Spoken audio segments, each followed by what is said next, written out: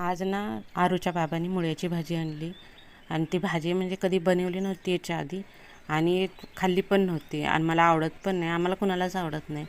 पहिल्यांदा आणली, चल म्हणलं कशाला टाकून द्यायची, एवढ्या भाज्या महाग तर पहिल्याच आहेत आणि म्हटलं करून बघावी. केली पण चांगली टेस्टी लागली.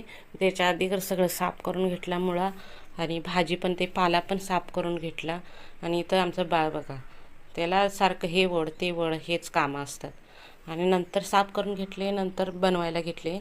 तेल टाकलं, मोहरी टाकली, जिरं टाकलं, नंतर अद्रक लसूणची पेस्ट केलेली ती टाकली आणि कांदा टाकला आणि भाजीला फोडणी द्यायला ती टाकली आणि नंतर फोडणीला दिली भाजी.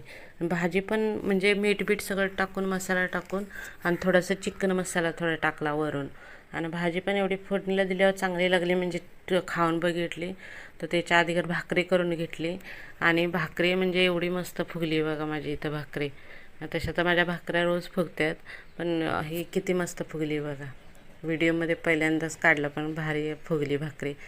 आणि इथंच एंड करते. चला बाय, भेटू नेक्स्ट ब्लॉगमध्ये. व्हिडिओ आवडल्यास लाईक करा, शेअर करा, सबस्क्राईब करा.